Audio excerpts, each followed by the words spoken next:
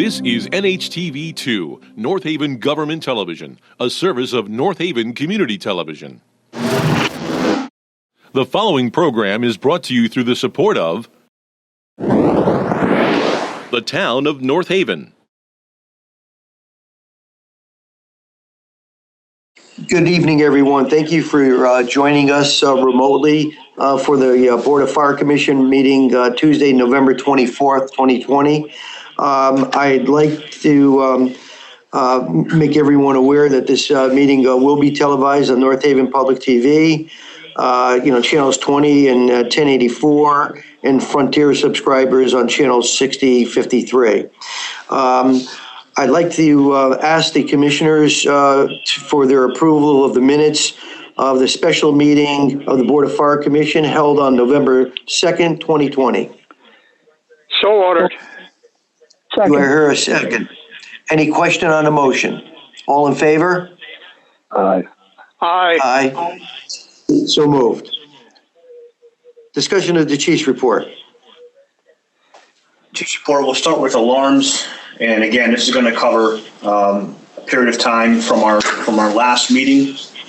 We'll start with year to date. So 2019, at this time, we had 4,119 alarms.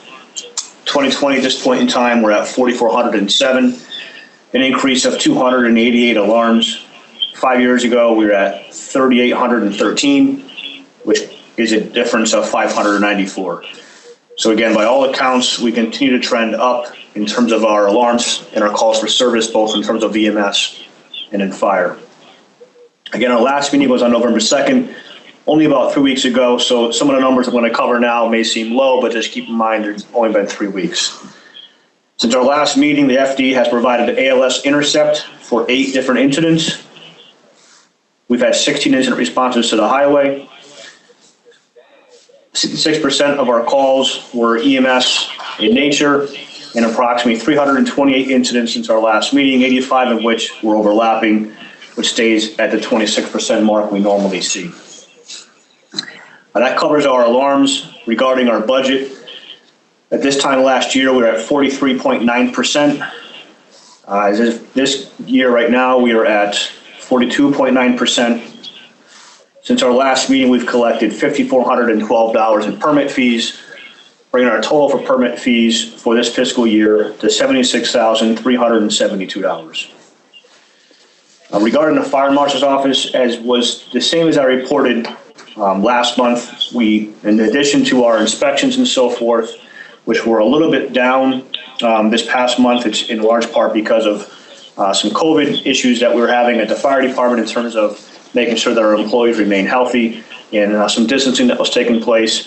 But it's also worth noting that in place of some of the inspections that we were doing, we're getting more and more tied up in some COVID-specific inspections regarding occupancy and complaints and things of that nature. So since our last meeting, we've done 23 total inspections, 2 code violations, 7 of which were corrected between this month and last, and 19 plan reviews or permits.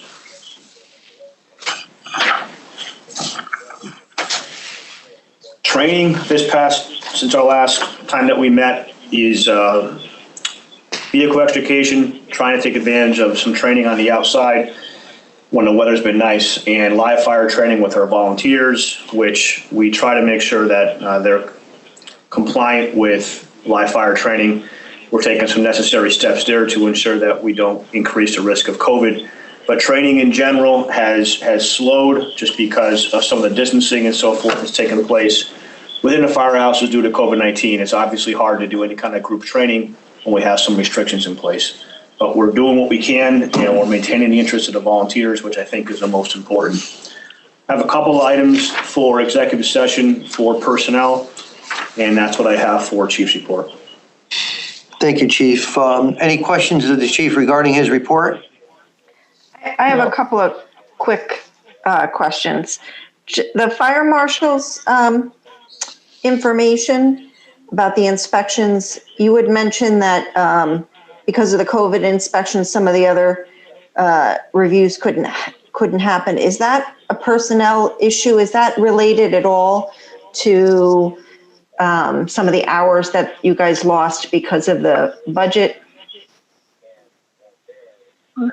What hours? I'm sorry, I'm not sure I understand the question. So when the budget was approved by the Board of Finance. Oh, I see what you mean. I'm sorry. Yes, now I understand. No, it has nothing to do with that at this point. No, from last budget. No. So it's really just a matter of a combination of not being able to get into some businesses, our personnel also not being able to conduct some inspections because we sent some personnel home, particularly our fire inspector home, while we were dealing with some COVID-19 infections within the fire department. And again, that on top of the fact that we're just getting more and more involved in some of the COVID complaints specifically. Okay. And then one other thing, I know you give us a report every month on the incident reports that are written. Is there any way you can give us the information about the fire marshal's office in more of a written report, since that has been a little bit of a discussion among people around how the fire marshal's office is staffed and that kind of thing? I can give you the numbers, but beyond that, we don't share where we have it. My report that I have from the inspector covers a lot of detail in terms of addresses and so forth. That's not something that we're going to make public. But in terms of the overall numbers, it's something that we can potentially add. I'm not asking for addresses. I'm just looking for the numbers. When you say the numbers, Jen, are you speaking of the number of calls that or inspections that the fire marshal is conducting? No, the chief just gave us information about the number of inspections, the number of code violations, how much money was brought in, things like that. It would just be helpful to have that in a written format, because that is questions that have come up around the staffing of the fire marshal's office that it's good to have in order to, to talk about with, why the consultant is there and things like that. So it just would be helpful to have the information that he's providing to us verbally in writing. Well, Chief, are we or are you able to do this on our agenda that's sent out on a monthly basis, or or are these numbers compiled after the agenda is mailed out? It can happen either way. The only thing is, right now, the numbers I read to you, they're current as of today. To send out this information with the agenda is sent out significantly far in advance of this meeting. Right, that wouldn't be as current, but it'd eventually, work itself out. Okay. I mean, Jen, if I don't have any objection to that, but it's not going to be up-to-date numbers as you're receiving today, because obviously what the chief is reporting today is as of yesterday's numbers. So, with that understanding, we could certainly include it with the agenda that's mailed out a week or so in advance, but the numbers will be skewed for that period of time. Right, and then the next month it'll just sort of catch up. So eventually it'll catch up. Eventually it'll catch up. That's fine. So I think as far as the accumulation of year to date with the monthly revenue that was generated, 5412, since the last meeting, and a total year to date of 76,372. I think certainly those numbers could be posted on the agenda, in the area of the chief's report, so that way we would be able to see that. I don't see any issue with that. No, we continue to advocate for the fire marshal's office, which up until a couple of years ago was not conducting these inspections because there wasn't the staff to do so. And if there's that much question, Commissioner Cole, you're aware of, I really encourage people to look at surrounding towns and how many people they have in their fire marshal's office, because we essentially have 1.5. Yeah. Obviously I have other duties and responsibilities besides being fire marshal, and so does the deputy chief of administration. So it's really the inspector. And if you look at towns around us, they're 3, 4, 5, 6 fire marshals in an office at a time. Right. I'm not, But, and again, I'm not questioning that. I just, and I think also the numbers of how much is being brought in month to month and over the year, it is something that I think we need to continue to talk to the Board of Finance about how that money goes back into the general fund. And that's just having that information is helpful when you're talking with people that have questions, and when you're talking with members of the Board of Finance to be able to talk about, how to make sure that the fire department has what it needs. Sure. Absolutely. I think that's an easy fix. Starting next month, we can include that. All right, great. Thanks. No problem. Any other questions of the chief regarding his report? Hearing none, I'll accept a motion to accept. So moved. Do I hear a second? Second. Any question on the motion? All in favor? Aye. Approved.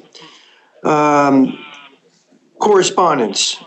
Chief, I see you have none. I have no correspondence list on your agenda other than the regular day-to-day routine correspondence that we receive as a department. Okay. Have any commissioners received any communications or correspondence? No. Okay.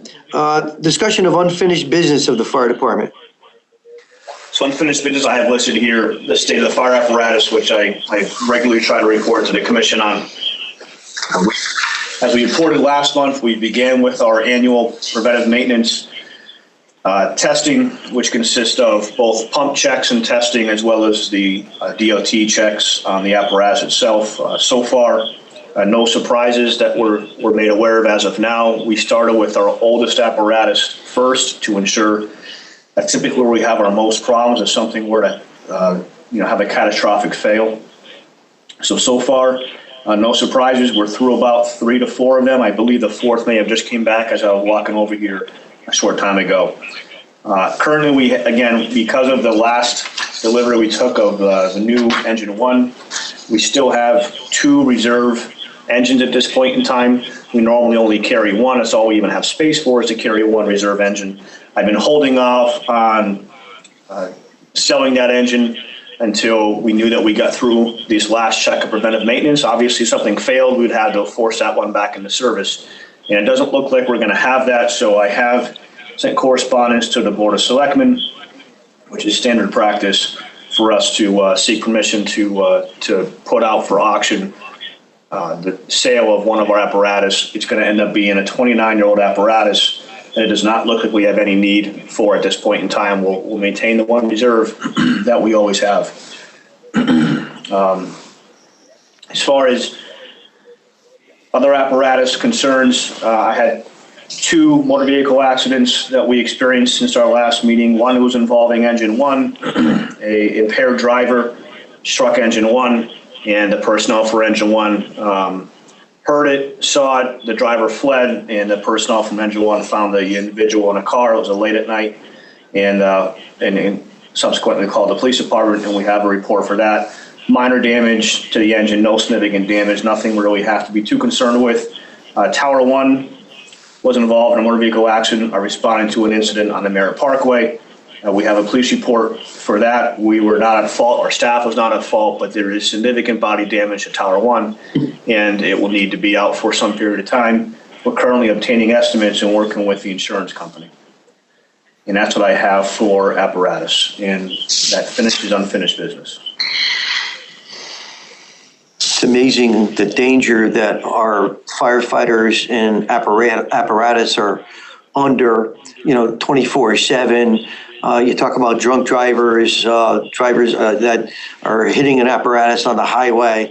I mean, it's amazing the distracted drivers that are out there, not seeing lights and. Yeah, I mean, I think the vast majority of the public doesn't really understand that apparatus are responding at all hours of the day and night, and responding to the highway and putting themselves in harm's way quite regularly. And in this case, I applaud the members of Engine 1 after that engine was hit for actively looking for the individual that struck them and locating them and holding them accountable until the police arrived on scene. But, we do respond to a lot of incidents where the risk for this is pretty high. Unbelievable.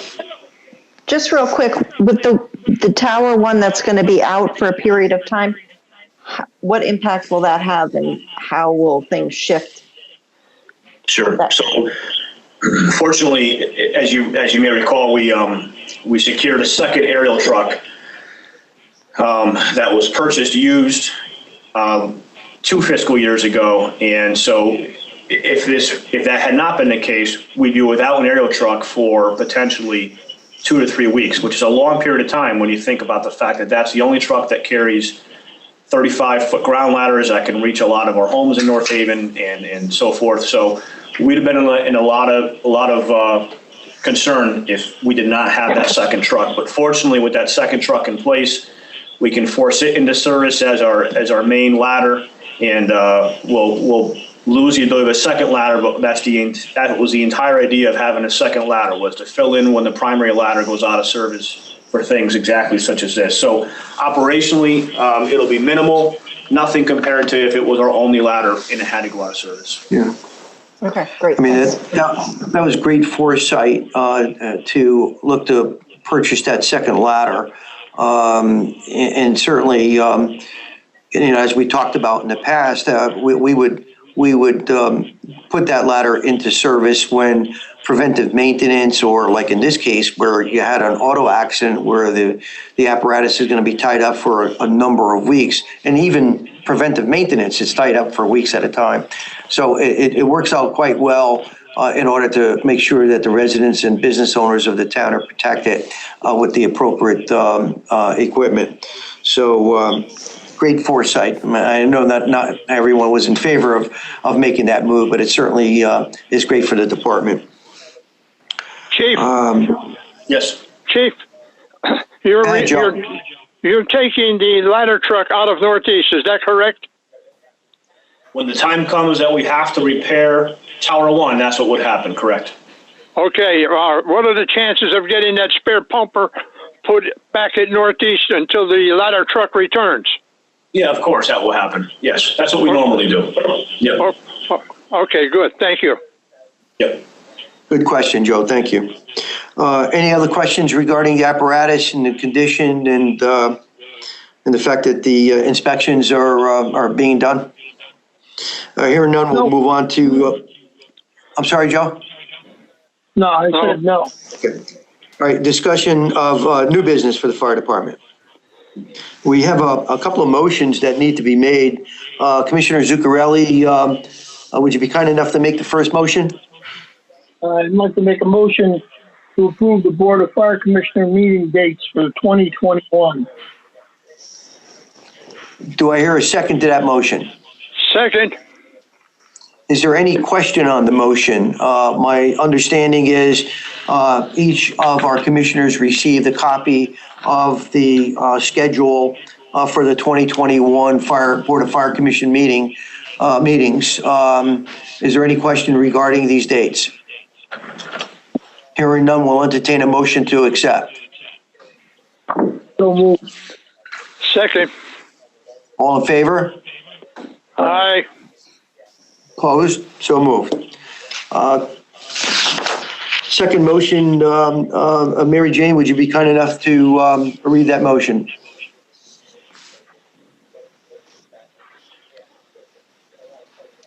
I think she's on. Okay. Mary Jane, you're on mute.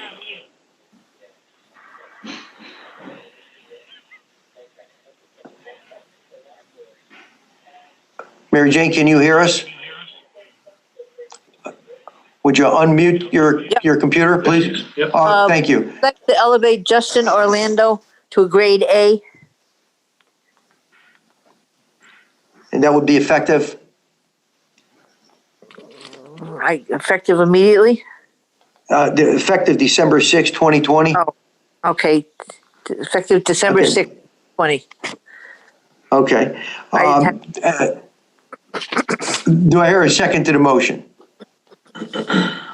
Second.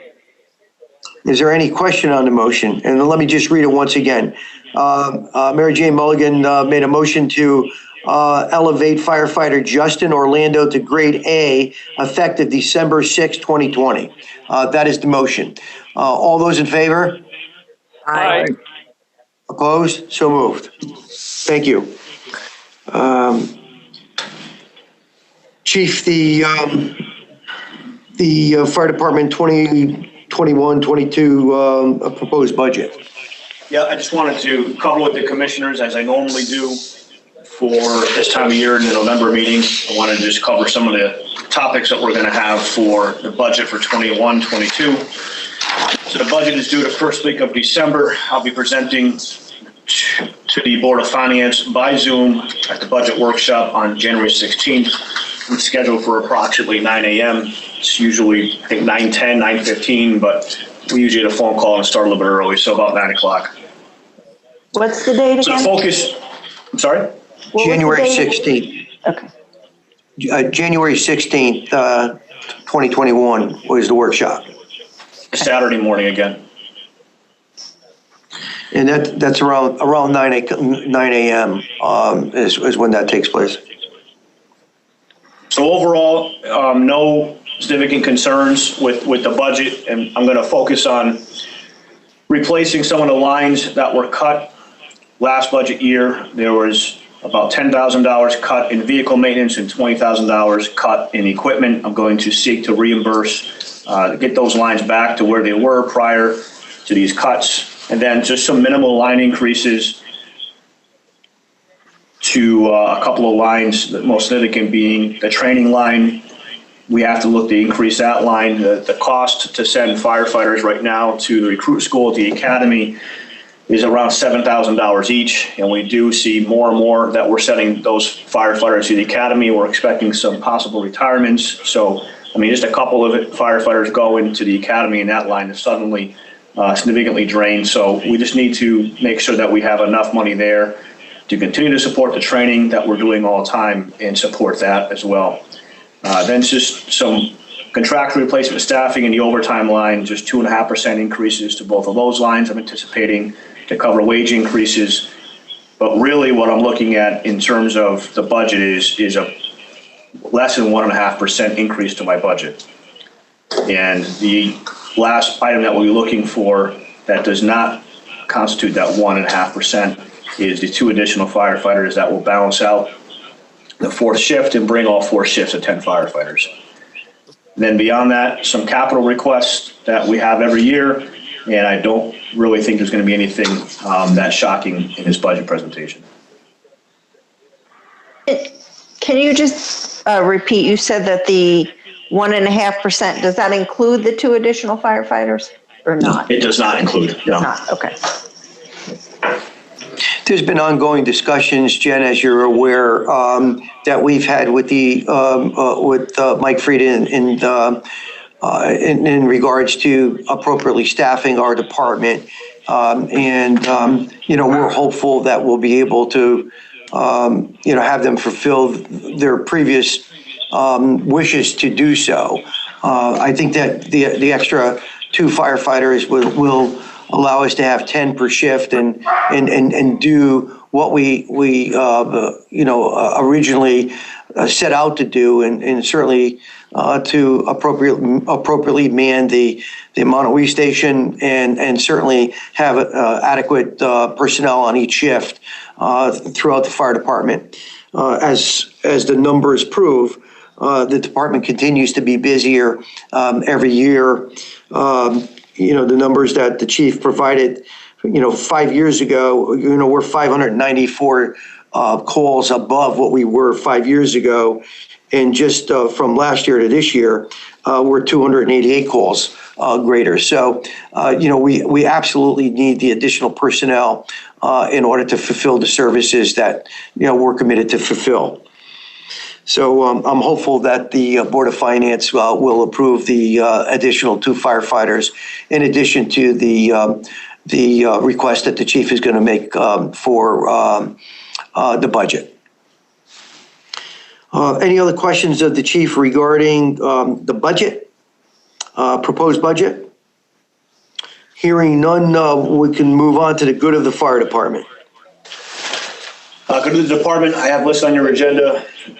Remember that the volunteer firefighters each have their own association at each of their respective 3 stations. Their associations are who normally put together the Santa runs that many in this town have come to value and appreciate as much as they do. So with that in mind, recognizing that they are volunteer association run, I did ask for a meeting with the 3 captains and the leadership of those 3 associations, which is their 3 presidents. We had a meeting recently, as probably 2 weeks ago, and we talked about how we can continue to allow the Santa runs to continue, and recognizing that it's not quite department control, but it gives the appearance that it's run by the department, so we have some vested interest. And we did come up with some policies that they'll be incorporating so they can continue to occur. And we hope that it's successful, and we know that there's a lot of people that are looking still for that service this holiday season to at least get us through the holidays and kind of forget about COVID for a while. Regarding the holiday season food drive, the CERT team is assisting with a townwide food drive on December 5th, and they'll be out front here, I believe, helping out with delivery of food. And then our next CERT class for CERT recruitment is sometime in January, February. I'll have more information for that as during our December meeting. And that's all I have for good of the department. Chief, one question regarding the training tower. I know we spoke about it last month, and we had a contractor was selected. Could you give us an update on that, please? Sure. The last I have is, as of today, some more drawings and some more inspections that are being done. The architect, GM2 out of Glastonbury, is also responsible for overseeing construction of this, for some of the technical aspects of it. It's well underway. I know they've done some preliminary work already on the site in terms of getting ready to pour a foundation, and we hope to see that happen within the next week or 2. Thank you. Appreciate it. Any other questions of the chief regarding the good of the department? I have 2 questions, but it's not, I probably should have asked this a little bit earlier under unfinished business, but we had discussed the rules and regulations that were by the fire, set out by the fire commission a while back, and the fact that they're quite out of date. And I was looking at them, and I know the chief has been busy, but I do think we should start as a commission starting to look at them, because when you read them, there are things in here that are not accurate. There are things in here that have to do with people being of certain weight and certain heights that really shouldn't be in here. So I think just to start getting a move on taking a look at these and trying to come up with a way to update them. Maybe each commissioner should take a look at them, read them, and we should start kind of poring over what needs to be changed and modified, clearly with the direction of and the guidance of the chief, but also talking to the town attorney as well, because there are things in here that are they're not accurate anymore. Well, and thank you for that, Jen. We're absolutely aware of the antiquation of that document, and I believe the chief was planning on after the first of the year, the budget and being completed to begin to work on that. But I think it's a great idea for each of our commissioners to receive a copy of that, so that way they could clearly understand what is included in that document. And they could begin to make some notes as to what their recommendations and suggestions would be.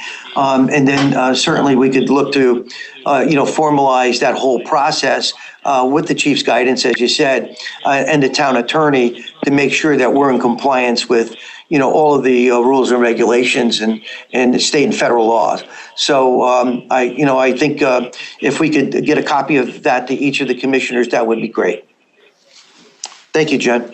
Yeah, the chief sent it to me, so if you want, I can forward it to everyone, or the chief can do it. That'd be great. If you'd be kind enough, that would be wonderful to do. Okay. Thank you. The one other thing, I'm sorry, the last thing I just want to quick. Yeah. Chief, can you give us an update on where North Haven is with COVID infections,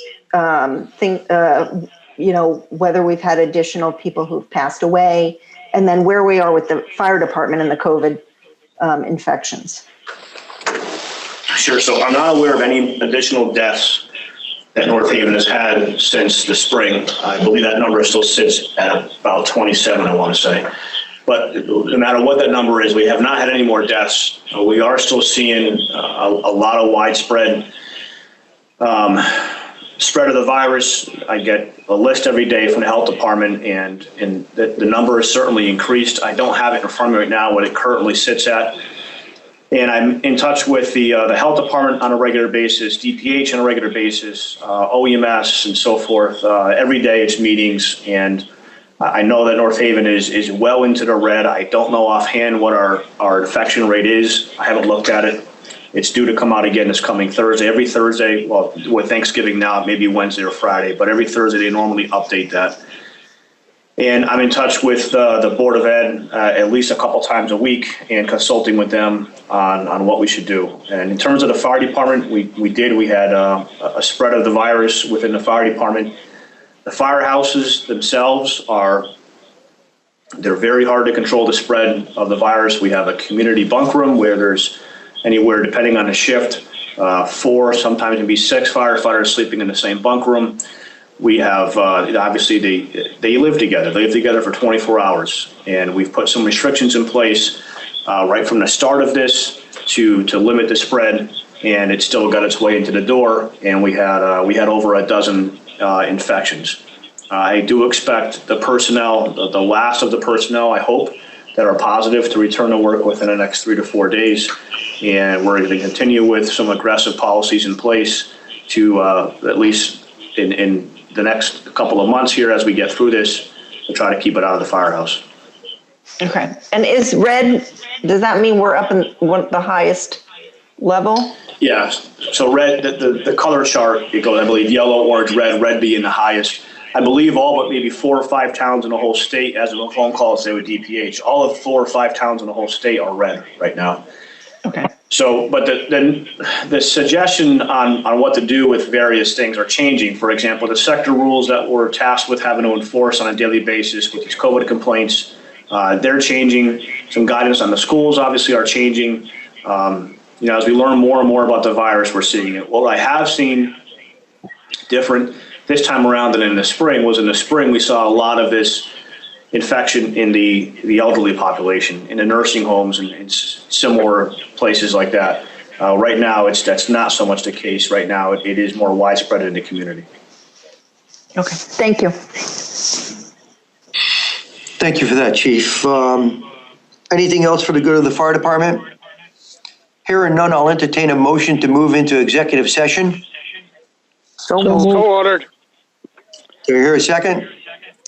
All in favor? Aye. Aye. Oh, so moved. Chief, would you remove all those who are not part of the... Very good. I'd like to reconvene the Tuesday, November 24th, 2020 North Haven Fire Commission meeting. It's just so. I'm sorry? Yeah, please. Is there any further business coming before this commission? I'd like to announce, if none, the next regularly scheduled Board of Fire Commission meeting will be Tuesday, December 22nd, 2020. And we certainly like to wish all of our commissioners and our residents of our town a happy Thanksgiving and good health. Thank you very much. I'll entertain a motion to adjourn. So ordered. Do I hear a second? All in favor? Aye. This meeting is adjourned. Thank you very much. I appreciate it. The preceding program is brought to you in part through a grant from the town of North Haven.